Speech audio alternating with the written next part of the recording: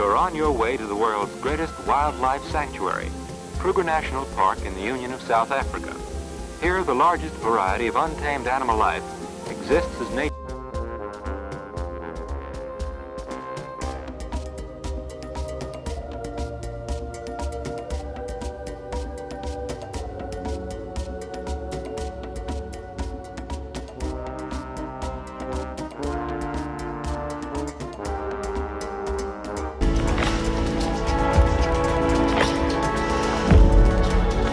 We're standing at the edge of one of Africa's most spectacular game reserves. Elephants trumpet in the distance. A pride of lions sprawled under an acacia tree. The landscape stretches endlessly, untouched and wild. This is conservation at its finest, right? But here's what they don't tell you on the safari brochure. Someone used to live here. Someone farmed this land, buried their ancestors beneath these trees, hunted these animals for survival, and one day, without warning, armed men arrived and told them to leave. Welcome to the complicated, often brutal history of wildlife conservation in Africa, where saving nature has sometimes meant destroying communities. This is Archival Descent, and today we're diving deep into the question nobody wants to ask. Who really benefits from conservation? And who really pays the price? To understand conservation in Africa, we need to travel back to the late 1800s. Picture wealthy European aristocrats stepping off steamships, rifles in hand, eager to hunt Africa's big game. These weren't just weekend hunters, these were men who could kill dozens of animals in a single expedition. Here's the irony, the very same people who nearly wiped out Africa's wildlife became its very first conservationists. In 1900, European imperial powers signed the Convention for the Preservation of Animals, Birds and Fish in Africa. Sounds noble, right? Except this convention was designed to preserve wildlife for one specific purpose, so elite Europeans could continue their sport.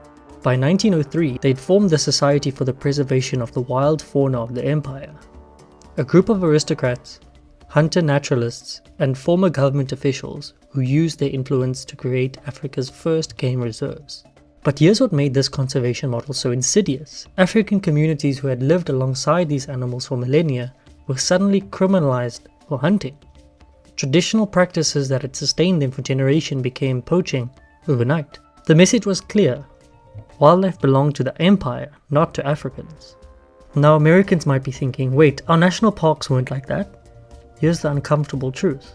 Yellowstone and Yosemite, America's first national parks, were also created by forcibly removing indigenous peoples. This became the global blueprint for fortress conservation. Pristine wilderness must be people-free. Never mind that people had lived there for thousands of years, shaping these landscapes and coexisting with the wildlife. European colonizers exported this model to Africa wholesale. And tragically, when African nations gained independence, many continued these same colonial conservation policies. Let's zoom in on South Africa's crown jewel, the Kruger National Park. Impressive and fearful, graceful and lithe, lions are found aplenty in Kruger National Park. You'll overtake them ambling unconcernedly down the road in front of your car. You'll see them stalking their prey, hear them roaring after the kill, find them lazing in the sun.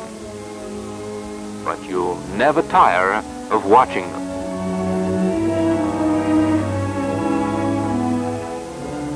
In 1902, a Scottish aristocrat named James Stevenson Hamilton arrived in the South African Lowveld with a dream to build one of the finest wildlife parks in the world.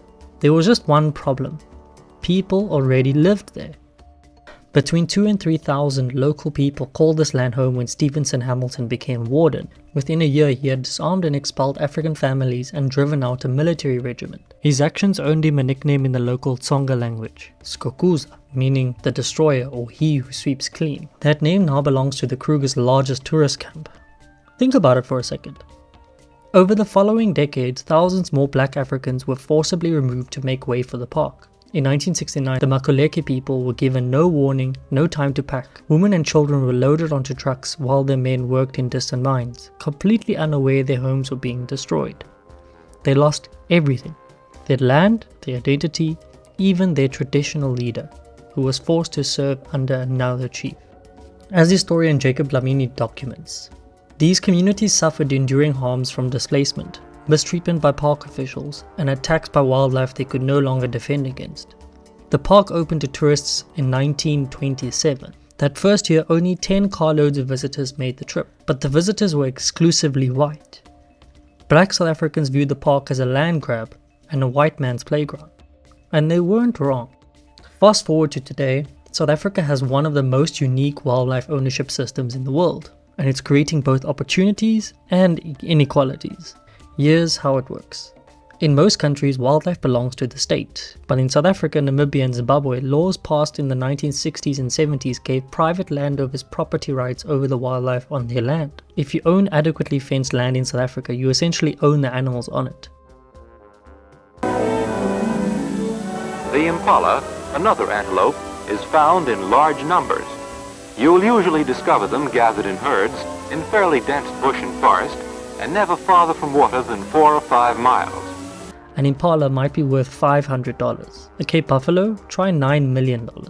This has created what some call a conservation miracle. Since these laws passed, wildlife populations have exploded on private land. Today, private wildlife properties cover approximately 14 to 17% of South Africa's land area, more than the 9% occupied by national and provincial reserves. But here's where it gets complicated. Remember that historical context? During Rhodesian settlement and apartheid, white settlers confiscated the best land from native black populations. Sound familiar? Today, about 6,000 largely white landowners occupy roughly 40% of Namibia. In Zimbabwe, before recent land reforms, 4,500 white owners controlled 45% of the country, including most of the prime wildlife areas. In South Africa, this colonial land distribution persists. Surrounding the Kruger are rural communities with some of the highest poverty rates in the country, living in the very Bantustans that apartheid created. So while private conservation has benefited wildlife, it has also concentrated economic benefits in the hands of those who already had wealth and land.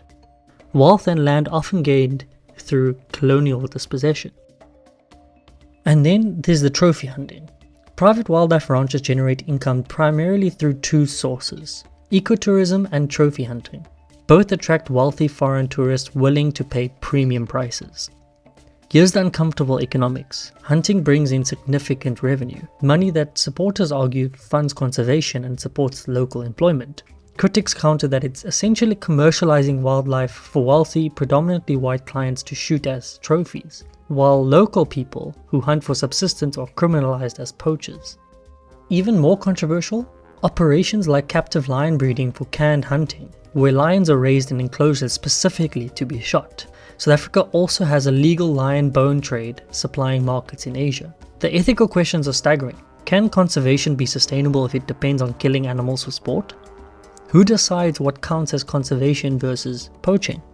And why do wealthy tourists have rights that local communities don't? The Kruger isn't unique. This pattern repeats across Africa. Serengeti proclaimed in 1958, Ngorongoro in 1959, Virunga in 1925, Hwange in 1928, Atosha in 1907, all established during or immediately after colonial rule. All involved displacing communities. In Kruger National Park, Mozambique, Portuguese colonizers created a recreation space for wealthy settlers by displacing local communities.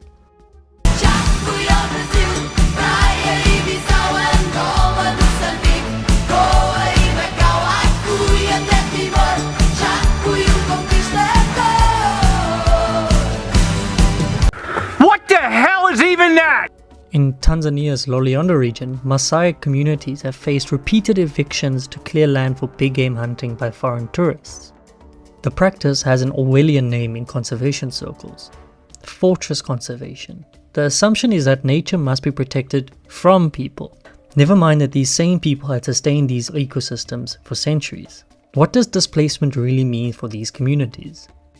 Imagine losing access to the land where your ancestors are buried, where you gathered medicinal plants, where you hunted to feed your family, where your cattle grazed, where you drew water. Now imagine being called a poacher or criminal if you return. Many protected areas employed heavily militarized conservation, armed rangers, sometimes with shoot-on-sight policies for suspected poachers. In some African countries, conservation has essentially become a war zone. Communities around these parks often live in extreme poverty, bearing the cost of living with dangerous wildlife. Crop destruction by elephants, livestock killed by predators, even human deaths, while receiving minimal benefits from tourism that generate millions. Safari tour guides in Serengeti National Park earn an average of $80 per month. Resort workers make around $200. Meanwhile, tourists pay thousands for the privilege of visiting land that was once someone's home. At least 565 African rangers have died on the job since 2011, many killed by militias or poaching syndicates. In July 2024, 5 rangers were killed by militants in Benin. In the Democratic Republic of Congo, armed trafficking groups killed 4 park rangers in separate incidents. Rangers like Anton Mzimba, head ranger at Timbavati Private Nature Reserve in South Africa, was assassinated outside his home in 2022, allegedly in connection with his rhino protection work. His killers still haven't been caught. Rangers face impossible choices: risk their lives to protect wildlife, or look the other way where powerful syndicates threaten them and their families. It's a reminder that conservation isn't just about wildlife. It's about people, power, and who gets to decide how nature is managed. But here's where the story takes a turn towards hope. Remember the Makuleke people, forcibly removed from the Kruger in 1969. The Makuleke people first moved to this area in Bafuri in 1820s. In 1969, that is when they were forcefully removed by the government at gunpoint. Yeah, this place is actually it's a special place, and most people they call it the jewel of the Kruger Park. It is a very unique area because it's very diverse. So the biodiversity of the area, you cannot compare it with the rest of the Kruger Park. When apartheid ended and South Africa enacted land restitution laws, the Makuleke filed a claim for their ancestral land in the Bafuri area, 19,842 hectares inside Kruger National Park. The initial response from South African national parks? Resistance. As one Makuleke elder recalls, it was still the board of yesterday. They objected to the claim and their attitude was very negative. But transformation was coming. After 18 months of intense negotiations, a groundbreaking agreement emerged in 1998, one that both the park board and the claimants called a world-class agreement and a breakthrough for South African conservation.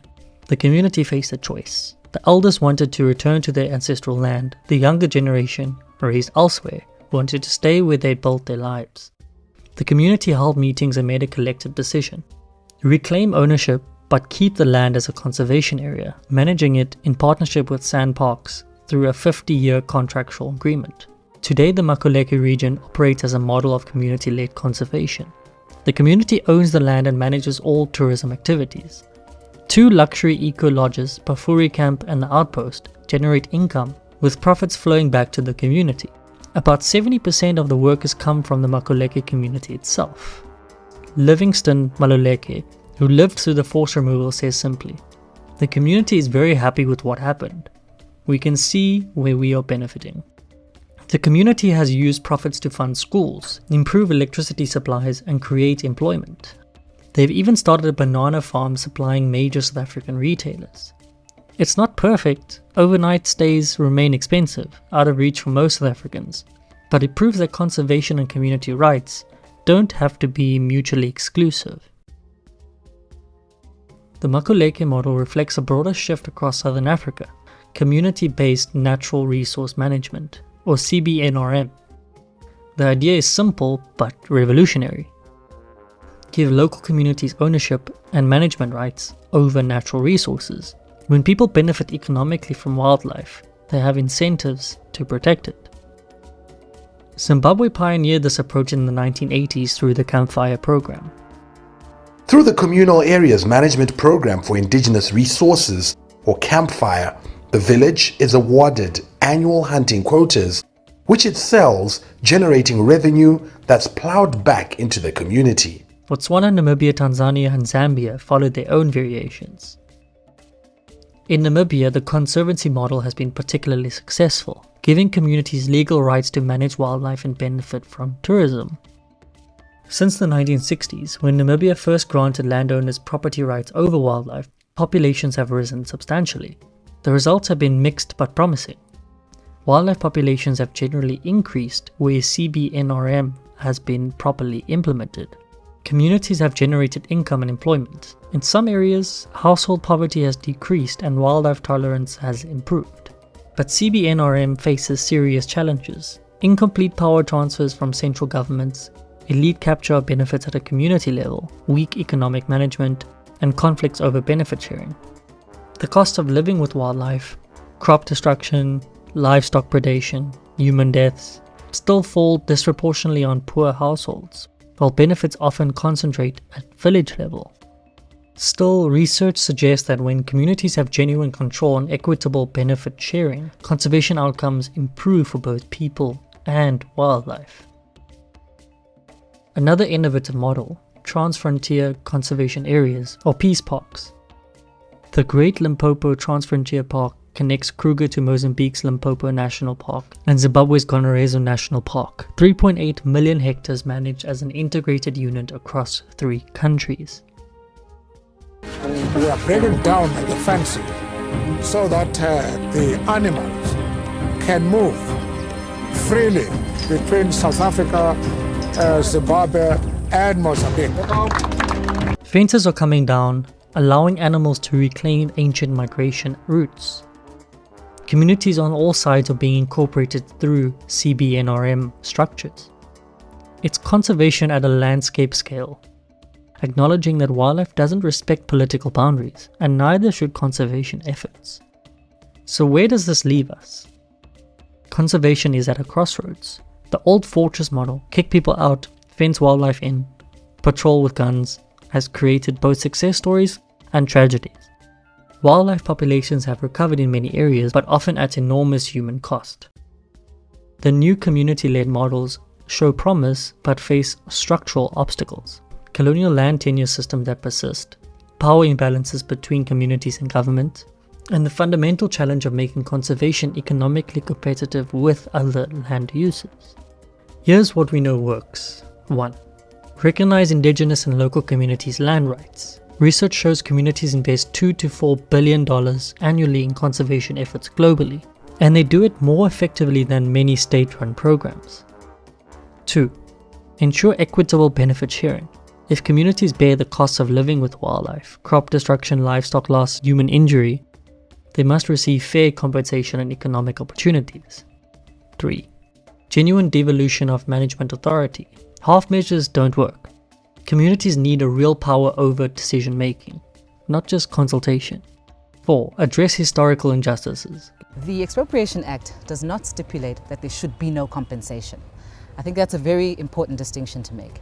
It states that compensation should be just and equitable, which is a principle, once again, that's enshrined in our Constitution.